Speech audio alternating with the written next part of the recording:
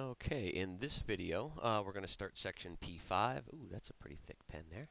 And that's going to be factoring polynomials. You know, this is the reverse of foiling them out or multiplying two polynomials together. We want to take something and break it into its pieces. Like if I asked you to find the factors of 18. Well, you know, two things that multiply to get 18 are 2 and 9. And then you could further see maybe that 9 has factors. 9 also we can multiply as 3 times 3. So we took one thing that we started with, the number 18, and we broke it down into three things that are each multiplied together to get back to where we started. Those are our factors. And the objectives here we can see, we're going to factor out the greatest common factor. That'll be in this video. We'll factor by grouping and factor trinomials. And I think that's where this video will end. But then we'll continue on with number 4, factoring the difference of squares, and factoring perfect squared trinomials. We'll also talk about cubes, sum and difference of cubes, and come up with a general strategy. You know, if I throw something at you to factor, you know, just a few steps you can use to whittle it down to what method might be the best to use. Okay, let's look at the first one there and pull out a greatest common factor. Here's just a quick example from the book. If we're looking to factor 10x squared plus 15, the first thing I always focus in on are the numbers. I see a 10 and a 15. What number goes into both 10 and 15? Well, those numbers are both divisible by 5. So we are going to be able to factor out a 5. And then I look to the variables. I see an x squared and an x to the first.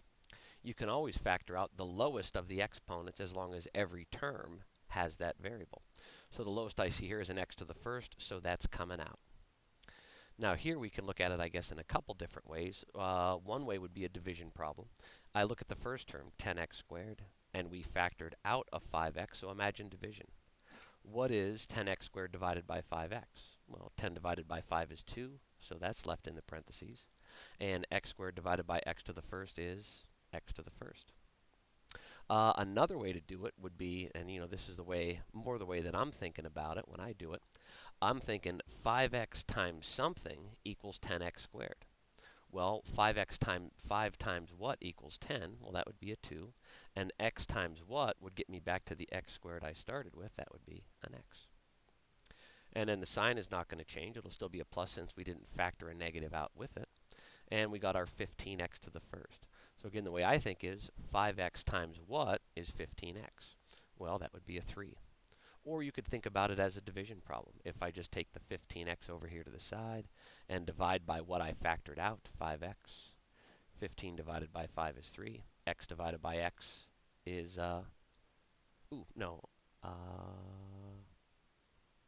yeah, so there'll be nothing there. That's right. And if I multiply 5x times 3, I get 15x. So the x's divide out to nothing. The great thing about these, students are very usually comfortable with the distributive property.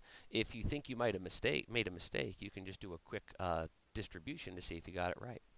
5x times 2x. That would be 10, and x times x is x squared.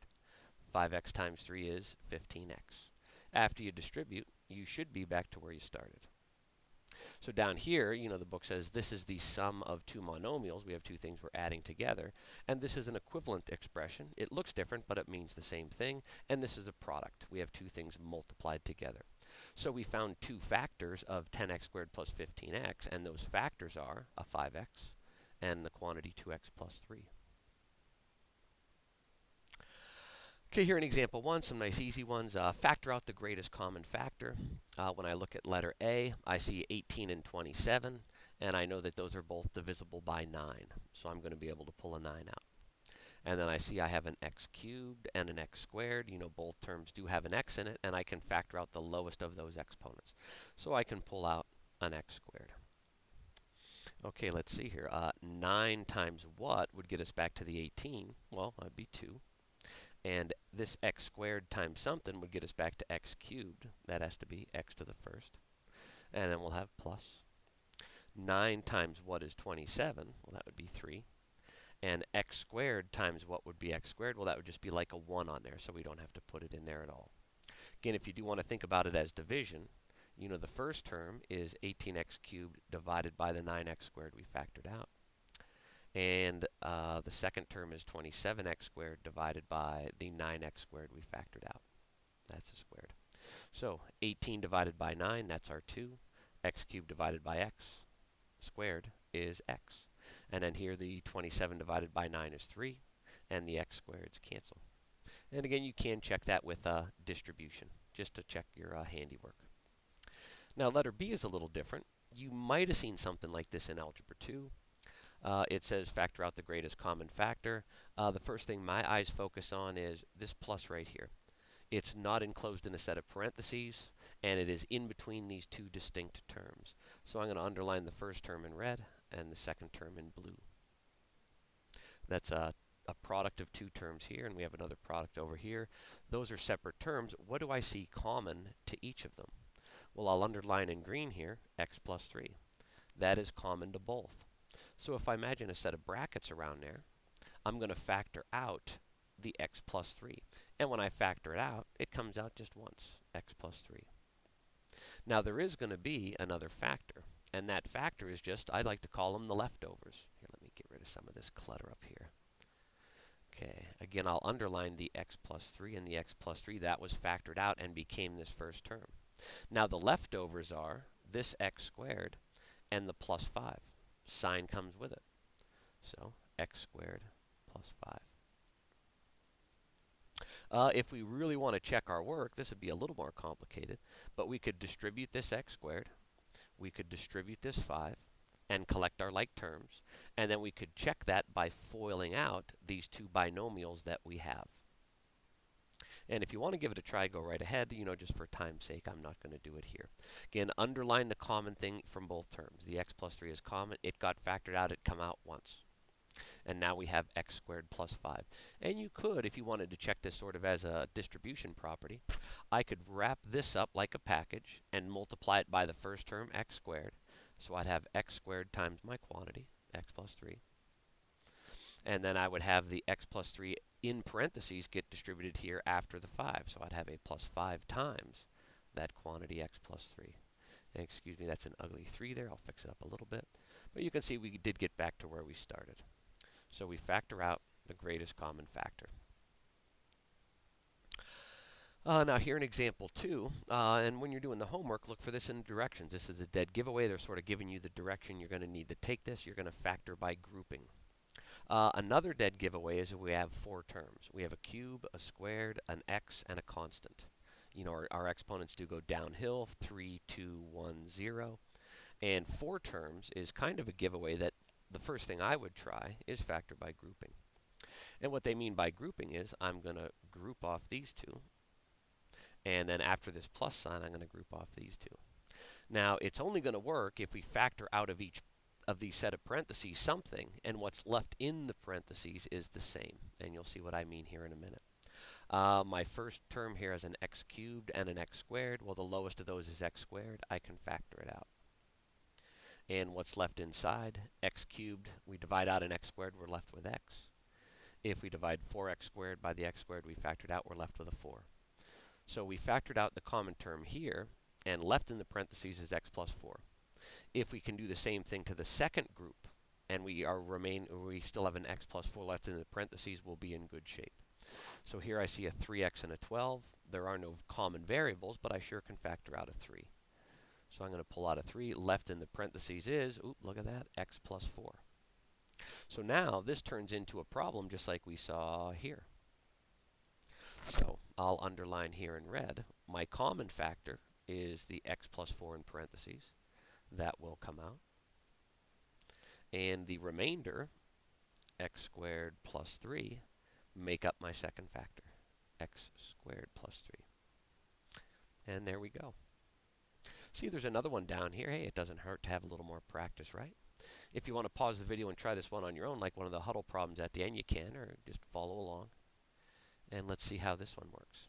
Now this is a little different here. In the first one, it was nice and easy. We had a plus. Here we have a minus. If you're going to run into a mistake on one of these factor by grouping problems, it will be because of the minus. So here, the way I like to do these, I'm going to put that negative in the parentheses with the 2x and the 10. From the first set, my first group, I can factor out an x squared. and remaining in the parentheses will be an x plus 5. Now here when I look at this, when I put the negative in there, I want to factor the negative out with anything else that I possibly can. 2 and 10 are both divisible by 2, so I'm going to factor out a negative and a 2. When I factor a negative 2 out of here, I'm left with a positive x. And when I factor a negative out, I'm going to factor a negative out of the negative that's already there, and that will change its sign to a plus. Factor a 2 out of the 10, and you're left with a 5. If you run into a little boo-boo there, I've seen a lot of students do this, they'll wind up with this quantity as, ooh, I didn't mean to do that, get out of there, x minus 5. You know, they forgot to factor the negative out of, you know, this negative right here. So if you do run into a problem where you got an x plus 5 and an x minus 5, if these are the same but you know the sign is different, maybe you just forgot to pull the negative out with that leading term. So when you do factor, if we tried to distribute and check, we would catch our mistake pretty quick.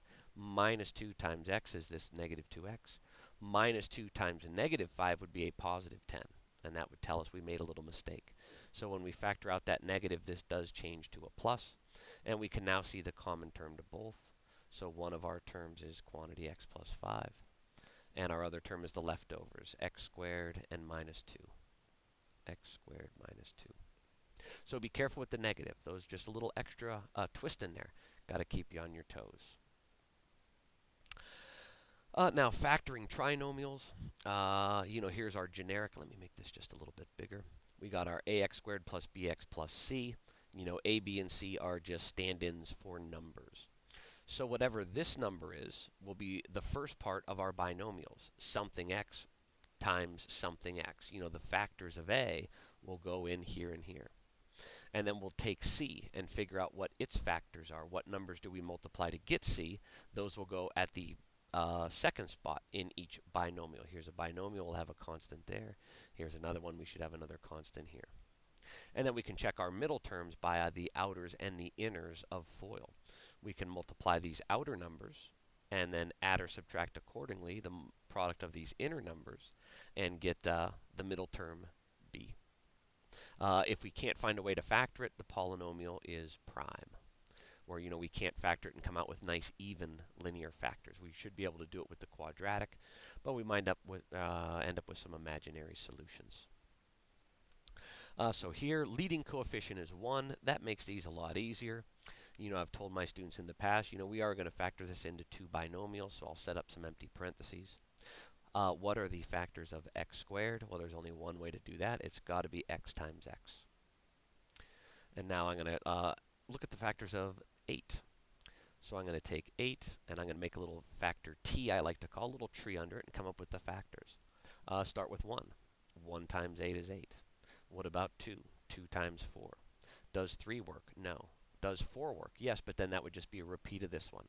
So here are the factors of 8. We're either going to put a 1 here and an 8 here, or we might reverse it, do an 8 and a 1, or it's going to be a 2 and a 4, or we'll reverse that and have a 4 and a 2. The key is, you know, these numbers multiply together to get 8, but which of them add up to the middle term?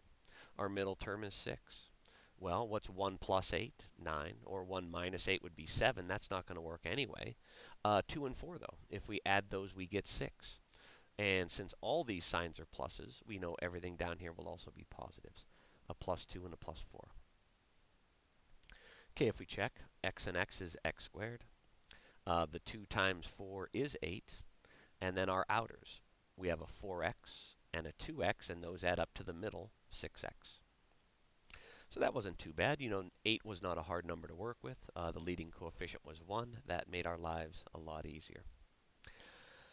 Let's try another one here. Leading coefficient is still 1. So we know that our 2 binomial factors here are going to start with an x and an x. But now the signs are different. We got a positive here and a negative, so we don't know if these are plus or minus. We're probably going to have one of each. And let's see how the factors of 18 turn out. Okay, 18 is 1 times 18, or 2 times 9, 3 times 6, 4 doesn't work, 5 doesn't work, and then we're back to 6. So it is some combinations of these. Now you could think about it, you know, we were factoring a negative 18. So we could have this list once with all of these values as negatives, Or I could write them again with all of the second numbers as negatives. When we add these together, we want to come up with a positive 3. Do these add up to a positive 3? No. Do these add up to a positive 3? No. These add up to a negative 3. These add up to a negative 7, negative 17. Here we go. It's got to be 3 and 6. Minus 3, positive 6. Minus 3, positive 6. And let me back up for a minute. Sometimes you don't even have to think about these other ones here, with the opposite signs. Sometimes I'll tell the students we want two numbers that are 3 apart on the number line. These numbers, there's a gap of 17 between them. Here, there's a gap of 7 between 2 and 9. But there is a gap of 3 between 3 and 6, and that's our middle term. That is the exact size of the gap between these numbers. Because we want to eventually wind up being positive, we want the bigger of the two to be positive. So a positive 6 and a negative 3. And of course, we can check by a quick FOIL. X times x is x squared. 6 times minus 3, negative 18. The outers are negative 3x. The inners are positive 6x. And if we add those together, we get the positive 3 that we started with. So there's a little more work, and there's some more options because our signs were different, and 18 had a couple more factors, but nothing we can't handle. All right, it looks like it's time for some practice problems. If you want to pause the video, try these problems out, and then start the video up and see if you got the answers right. Okay, let's look at number 5 here. Let me get some of this out of the way. I'll leave those directions. Okay, I'm just going to drag this over here a little bit. I look at my coefficients. I see 9, 18, and 27. Well, those are all factors of 9, or all multiples of 9, so I'm going to pull a 9 out. And then I see x to the 4th, x to the 3rd, x squared. The lowest of those can come out since each term has that, or higher. We can factor out an x squared. So now I'm ready to figure out what is left in my trinomial. 9 times what is 9? Well, that'll be a 1, so we don't even have to write it in. X squared times what is x to the 4th? That's got to be an x squared. 9 times what is negative 18? Well, that would be a minus 2. And then x squared times what is x to the 3rd? That would be an x. 9 times what is 27? That'd be a positive 3. And then x squared times what is x squared? There'd be a 1 there, and we can just leave it out because 3 times 1 would not change the 3 at all. Okay, and let's see. I'm trying to think if this will factor down any farther. I see a 3 whose factors are 3 and 1. They're going to add up to negative 2. No way that's going to work out and get the signs to be good. So that's the answer to number 5. Okay, number 7. We've seen a few of these already. I can look at this now and see here's my the plus dividing these two terms together. These terms are also products themselves. But I can underline here the x plus 5. So that is one of the terms. And then what remains of the second term is the leftovers, x plus 3. And there's our answer. No problem. Okay, now this one, the directions here say factor by grouping.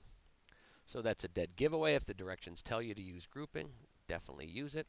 Or if you see a 4-termer. Here I got a x cubed minus 2x squared plus 5x minus 10.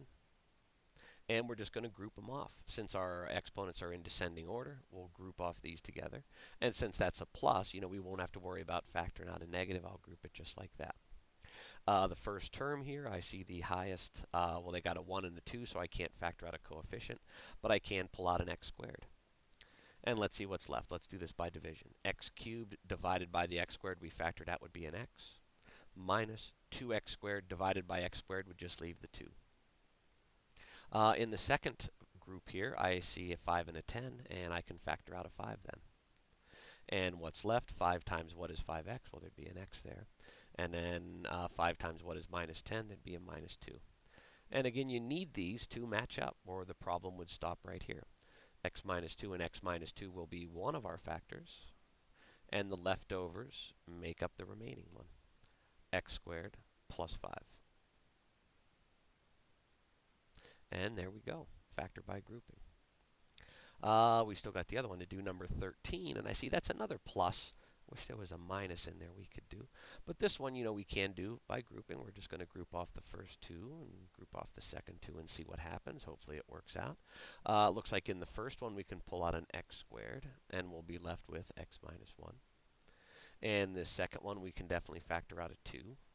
And we'll also be left with, x minus 1. Funny how that always works out. So this, x minus 1, will be one of our factors.